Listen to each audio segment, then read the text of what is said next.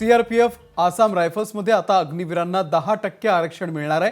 अग्निपथला वाढत्या विरोधाच्या पार्श्वभूमीवरती गृह मंत्रालयाने ही एक मोठी घोषणा केली आहे। भरतीमध्ये अग्निवीरांना 3 वर्षांची वयाची सवलतही मिळणार आहे।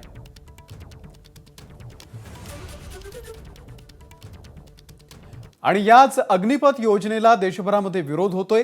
या पार्श्वभूमीवरती निवृत्त लष्करी अधिकारी लेफ्टनंट जनरल राजेंद्र निंभोरकर पुण्यामध्ये भाजप कार्यालयामध्ये या योजनेच्या समर्थनार्थ पत्रकार परिषद घेत आहेत। यामध्ये बऱ्याच प्रमाणात हिंसाचार सुरू आहे आणि हा हिंसाचार जे गव्हर्नमेंटने आपल्या शासनाने अग्निवीर कार्यक्रम जो जाहीर केला आहे त्याच्या निषेधार्थ होत आहे। तर अग्निवीरचं पहिलंच जे मुख्य उद्देश होता की जे युवक आहेत आपले आणि जे देशप्रेमाने ओतप्रोत झालेले आहेत त्यांना देशभक्तीची सेवा म्हणून भारतीय लष्करामध्ये संधी द्यावी। पण जर युवक हिंसाचारामध्ये येऊ शकतो तर मला वाटतं ही एक सगळ्यात मोठी दुःखद घटना आहे। ज्या माणसाकडे आपण बघतो की तो आपला देशभक्त पाहिजे, आपण देशाची नुकसान करायचा तो विचारच कसा करू शकतो।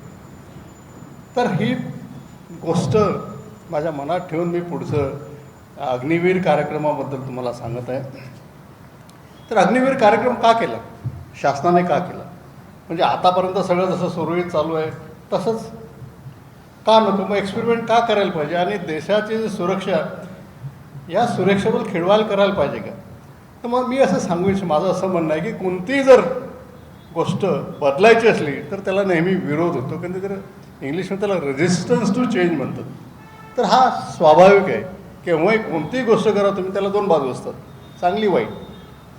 तर आपल्याला चांगल्या बाजू घ्यायच्या असतात आणि जे चेंज असते, बदल असतो तो अनिवार्य असतो, तो व्हायलाच पाहिजे। जर तुम्ही एका जागी बसलं तर ते ऑर्गनायझेशन किंवा काही असलं तर ते एकदम डिफंक्ट होऊन जातं। तर त्या अनुषंगाने बऱ्याच दिवसापासून याच्यावर विचार केला आहे। भारतीय लष्कराच्या वरिष्ठ अधिकाऱ्यांनी सुद्धा आता मागे तिन्ही दलाच्या चीफनी सांगितलं की ही आमच्यासाठी चांगली बाब आहे।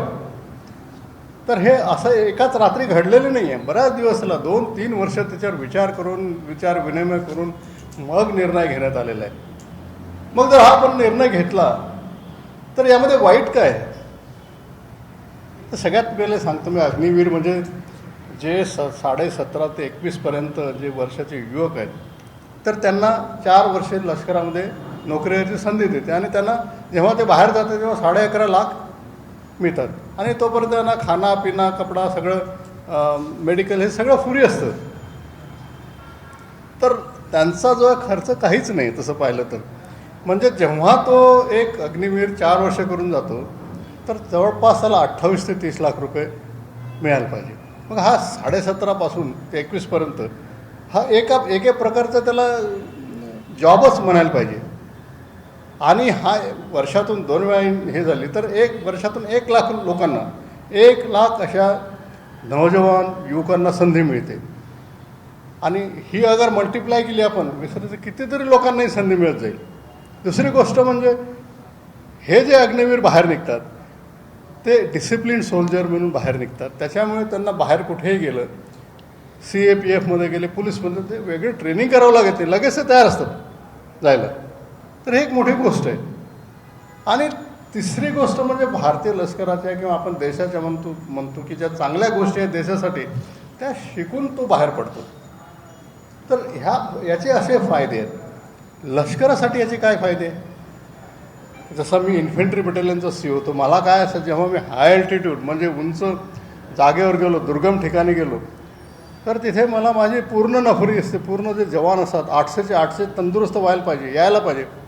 पण असं घडत नाही, कारण की जवान असले ते वेगवेगळ्या एज ग्रुप्समध्ये असायचे, वयोमर्यादा वेगवेगळ्या याच्यात, त्यामुळे जे थोडेसे ओल्डर लोक होते, कोणाला हायपर टेन्शन, कोणाला काही बिमारी, लो मेडिकल कॅटेगरी, त्यांना आम्हाला परफोर्स खाली ठेवावं लागायचं।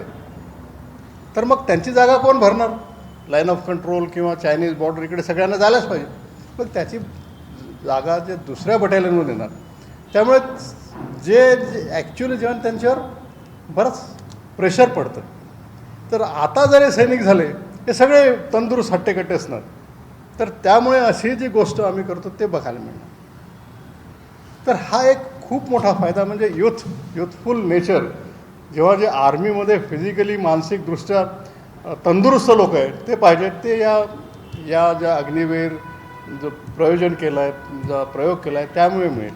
त्यामुळे ॲज अ सिनियर ऑफिसर किंवा कमांडिंग ऑफिसर त्यामुळे. दुसरी म्हणजे कमांडिंग ऑफिसरच्या बाजूने काय असतं की जेव्हा जवान एकदा भरती झाल्यावर आमचं नेहमी असतं की चला याला 15 वर्ष करू द्या. जर त्याला आवडत जरी नसलं किंवा तो बऱ्याच वेळा डिसिप्लिनरी केस जरी असला तरी त्यामुळे आम्ही त्याला चालून घेतो. ह्युमॅनिटेरियन ग्राउंड्सकडे चालायला 15 वर्ष तरी करू द्या, त्याला घरच्यांना फायदा होईल पेन्शनचा. तर या सिस्टममध्ये काय करायचं, चांगला नसला तर ते आम्ही 4 वर्षांतर लगेच भारताला परमनंट नाहीच करत. म्हणजे लष्कराजवळ पर्याय उपलब्ध आहे. म्हणजे असं नाही की सगळेच चांगले असतात, सगळे पाचही बोटं सारखे नसतात. त्यामुळे जे लोक चांगले नाहीत त्यांना आम्ही तिथूनच काढू शकतो. हा एक खूप मोठा आहे. तिसरी गोष्ट म्हणजे जे खरोखरच त्यांना सैन्यामध्ये नोकरी करायची आहे आणि खूप चांगले आहेत, त्या 100पैकी 25% आम्ही रिटर्न करू शकतो. म्हणजे आम्हाला शेवटी खूप म्हणजे एकदम टॉप ऑफ द लेअर म्हटलं तरी ते आम्हाला मिळतील आणि ते चांगलेच लोक मिळतील. तर ह्या लष्करासाठी मोठ्या गोष्टी आहे. याबरोबरच अशी एक भावना अशी वावडी उठवलेली आहे की हे जे केलं शासनाने की पैसे पेन्शनचे कमी करायसाठी केलं आहे आणि हा एक समजायला पाहिजे की इलेक्शनच्या दृष्टीने एक महत्त्वाचा मुद्दा होऊ शकतो. मला असं वाटत नाही. हे जेवढे लोक आज जे आर्मीमध्ये, एअरफोर्स, नेव्हीमध्ये, सशस्त्र दलामध्ये आहेत यांना पूर्णपणे रिटायर व्हायला अजून 12 ते 15 वर्ष पाहिजेत. पण त्याच्यानंतरच याचा इफेक्ट माहीत व्हायला लागतो. तोपर्यंत पेन्शन द्यावीच लागणार आणि 12 वर्ष 15 वर्षानंतर कोण काय होतं आहे, कोणतं शासन असते ते काय माहीत आहे आणि कोणाला काय फायदा होतो.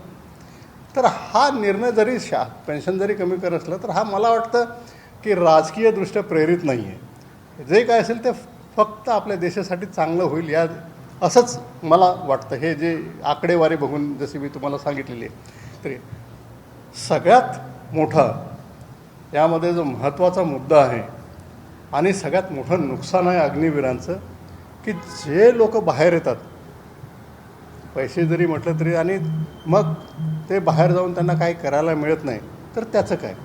तर हा मुद्दा आहे कारण की त्यांना पेन्शन मिळणार नाही, त्याला नोकरी शोधावं लागणार.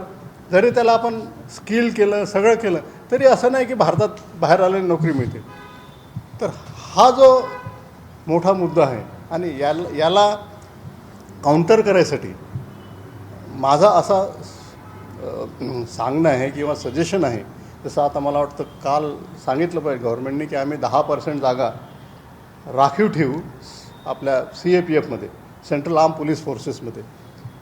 तर ही एक चांगली गोष्ट आहे. जर हे झाले तर बऱ्याच ज्यांना नोकरी करायची आहे यामधले बरेच जण नोकरी पण करायला बघणे. एकदा 4 वर्षाची नोकरी त्यांनी पण खडतर नोकरी केली की माझा असा एक्सपिरियन्स आहे की बऱ्याच जण वाटतं खूप झालं, आता आपण आपली दुसरी कुठली नोकरी आरामात बसायची, खुर्चीवर बसायची ते बघायला पाहिजे.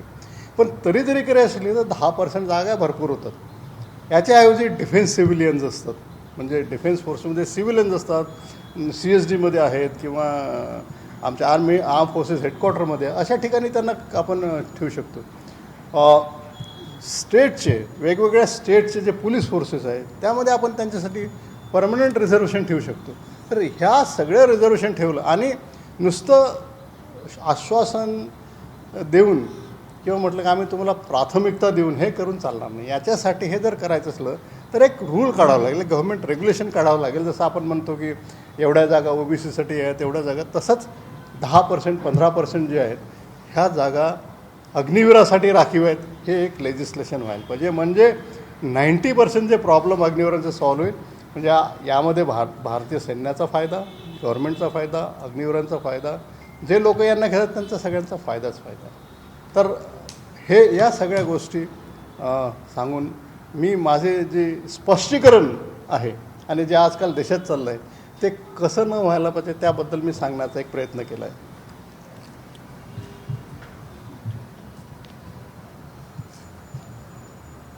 तुम्हाला काही प्रश्न विचारायचे असतील तर विचारा.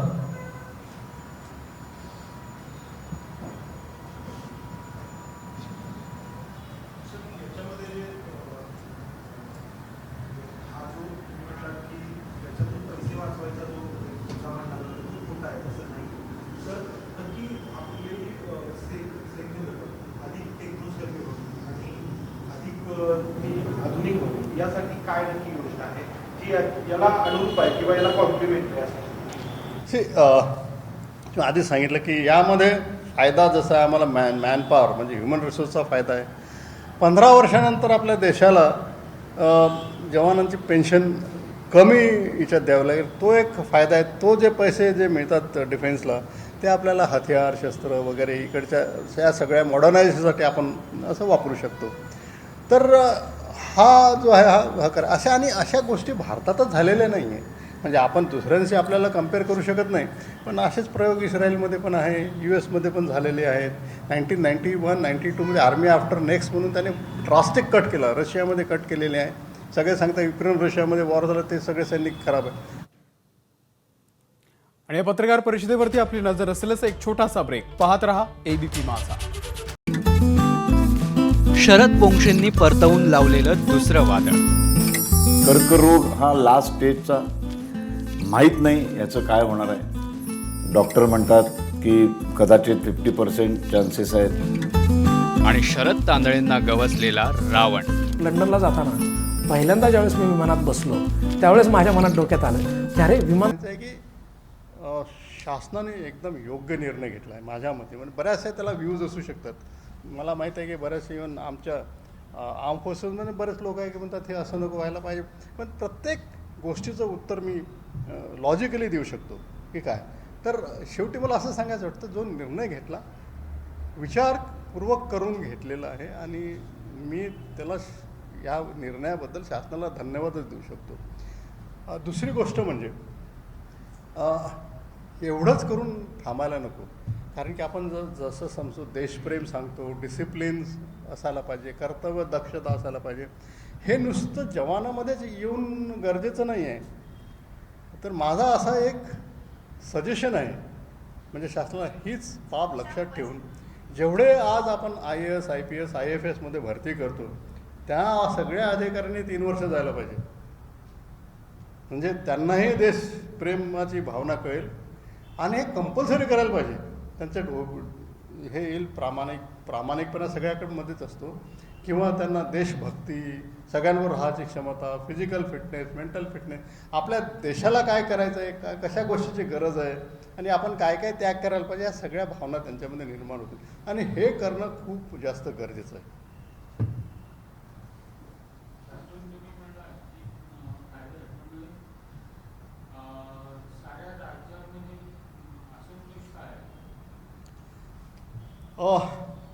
सगळ्यात पहिले ते मी सांगितलं तुम्हाला की असंतोष माझ्या दृष्टीने हा बरोबर नाही. म्हणजे प्रत्येक असंतोष आहे तो दाखवायला पाहिजे, पण अशा जो प्रदर्शन केलं असं नाही. असंतोष का आहे सगळं जरी धरलं तरी हे जे लोक आहेत म्हणजे युथ स्पेशली बिहार हरियाणा हे ट्रॅडिशनली जे जास्त लोक पाठवतात आर्म फोर्सेसमध्ये तर त्यांना देशप्रेमाबरोबरच महत्त्वाचा मुद्दा आहे करिअरचा मुद्दा, नोकरीचा मुद्दा आहे. तर काय झालं की मागचे 2 वर्ष कोविडमुळे नोकरी बंद म्हणजे भरती बंद होती आणि त्या लोकांनी बराचसा मेहनत घेतली असेल, 2 वर्ष तयारी केली असेल, त्यामुळे त्यांना वाटतं आपलं सगळं निघून गेलं की काय आणि त्यामुळे साहजिक आहे की उद्रेक होईल. पण हा उद्रेक तशा दृष्टीने नाही, पण आपण त्यांच्यावर सिम्पॅथी करू शकतो, पण त्याला बरेचसे अदर उपाय आहेत. आणि हे पाहूनच मला वाटतं काल परवा माझ्या लक्षात नाही 2 वर्ष ऑलरेडी वाढवली आहे अग्निवीरासाठी 21 ते 23 as a one time measure. म्हणजे जे लोक 2 वर्ष जाऊ शकले नाहीत त्यांनाही चान्स मिळू शकतो. तर ऑलरेडी करेक्टिव्ह मेजर्स घेतलेले आहे. पण तुमचं म्हणणं बरोबर आहे की का म्हणजे विचारणं बरोबर आहे की का होऊ शकतं, तर त्याचा मी उत्तर द्यायचा प्रयत्न केला.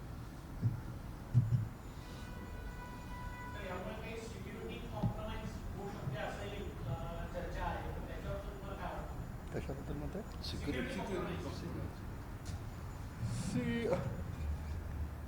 मी याचं उत्तरच देतो. मी तुम्हाला याच्यावर काउंटर क्वेश्चन केलं असतं म्हणजे सिक्युरिटी कॉम्प्रोमाइज कशी काय होऊ शकते. आपल्या ज्या सैन्यामध्ये जेव्हा घेतो आता जेव्हा सैनिक येतात ते 17.5 ते 21 वर्षाचेच असतात. मग ते जेव्हा सैन्यात येतात आणि त्यांना वापरतो त्यांच्यामुळे सिक्युरिटी कॉम्प्रोमाइज होते का? नाही होत.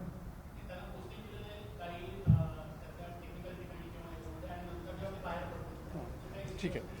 हा बरोबर तुम्ही मुद्दा मांडलेला आहे. मी यांचा एक सांगू का? हा मुद्दा बरोबर मांडला आहे की ही जी एक correction, course correction, mid course correction किंवा सिस्टमिक करेक्शन जे असतं ते करायला लागेल. जसं आता आमच्या जे इलेक्ट्रिकल मेकॅनिकल इंजिनियर्स किंवा मेडिकल कोर आहे त्यामध्ये स्पेशलाइज लोकं लागतात. ते नाही की लगेच 3 वर्ष गेल्यानंतर लगेच कळाल. तर याच्यासाठी सिस्टमिक करेक्शन करावं लागेल. जे 25% आहे ते 25च्या जे आहे जे इन्फेंट्रीमध्ये थोडे कमी करावं लागतील परमनंट EMEमध्ये, पण ते म्हणजे अंदरुनी आपण ऑर्गनायझेशनल चेंजेस ते आपण करू शकतो आणि ते पॉसिबल पण आहे. याच्या हे महत्त्वाचा मुद्दा म्हणजे आता स्पेशल फोर्सेस आहे. एक कमांडो करायला भरपूर वेळ लागतो. ते लोक जे स्पेशलिस्ट जसे इन्फंट्री बटालियनमध्ये 250 ते 300 लोक राहतीलच. 250 लोक नेहमीच राहतील परमनंट. तर हे जे स्पेशलाइज्ड आहे हे याच्यामधूनच राहतील. अपॉइंटमेंट्स, स्पेशलिस्ट लोक, मोटर फायरर्स, ह्या सगळ्या गोष्टी हे यामध्ये पाहतील.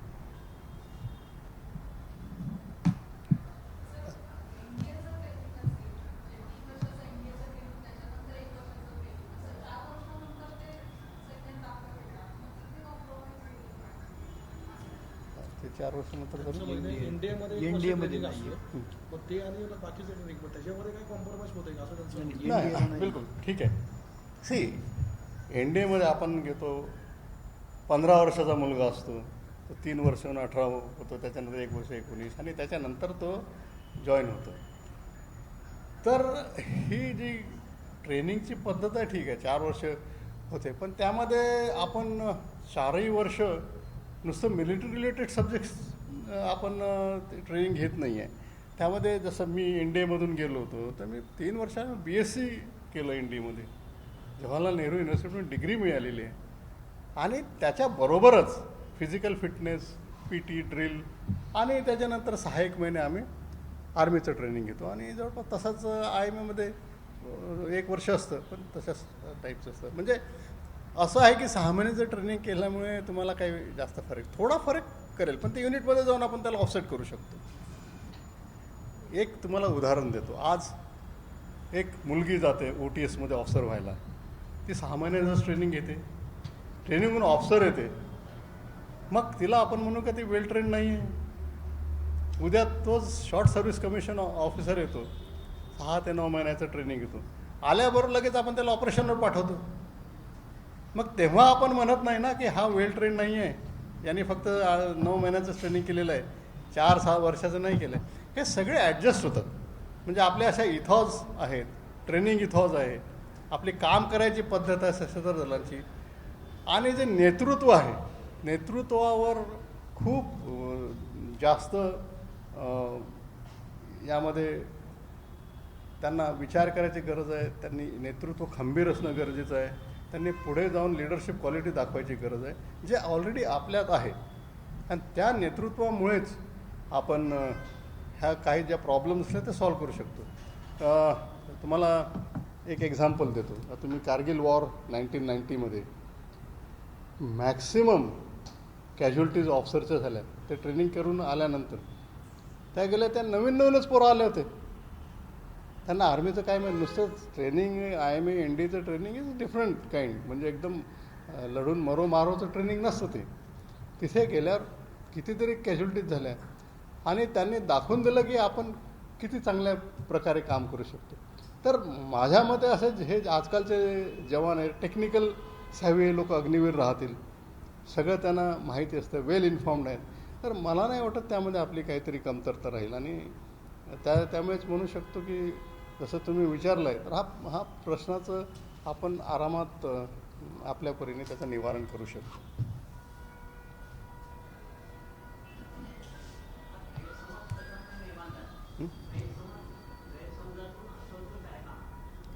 मला गैरसमजातून असंतोष निर्माण झाला का असं? असंतोष हां काय, हे मला वाटतं की त्यांना एक्सप्लेन केलेलं नाही आहे, किंवा एक्सप्लेन जरी केलं तरी चुकीच्या पद्धतीने त्यांना सांगितलेलं आहे. त्यामुळे मला असं वाटतं की असंतोषपणा झालेला आहे. आणि हे आता ॲक्च्युली त्यांना समजावून सांगायला पाहिजे. जसे की प्रत्येक चांगली गोष्ट ते एकदम जोपर्यंत त्यांना पूर्ण समजत नाही तर तोपर्यंत तो समजेपर्यंत आहे, तर त्याचं शंका निवारण केल्याशिवाय होत नाही. असंतोषपणा मला वाटतं नुसतं गैरसमाजातच नाही, आपण आता समाजात वावरतो. मला याच्यामध्ये असं वाटतं की बऱ्याच लोकांनी याचा फायदा पण करून घेतलेला आहे. म्हणजे मी असं काही राजनैतिक कोणी पार्टी बीटीचं नाव घेत नाही आहे, पण म्हणजे आगीत बऱ्याचशा जणांनी आग लागली, त्यामध्ये तेल ओतायचं काम बहुतेक केलं असं मला वाटतं. मी म्हणजे थोडंसं पुढं जाऊन डेंजर झोनमध्ये येत आहे, पण असं मी पाहू शकतो.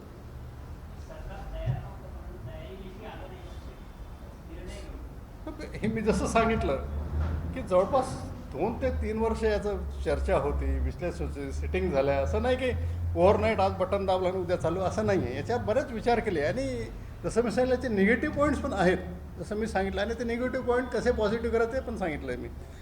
तर असं ओव्हरनाईट झालेलं नाही आहे आणि त्यामुळे असं आपण म्हणू शकत नाही की सरकार तयार नव्हतं. दे वर रेडी. पण प्रत्येक गोष्ट असली तर ते जर समजा त्यांना समजावून सांगितलं तर, पण असं काय असं माहीत नाही की लोक असे करतील, तर हळूहळू त्यांचे जे प्रॉब्लेम्स आहेत ते सॉल्व्ह होतील. आणि हे मला नाही वाटत की जास्त, कारण की जेव्हा त्यांना समजेल की यामध्ये फायदाच आहे, आपल्या देशाचाच फायदा आहे, तर ते हळूहळू कमीच होत जाईल. एबीपी माझा, उघडा डोळे बघा नीट.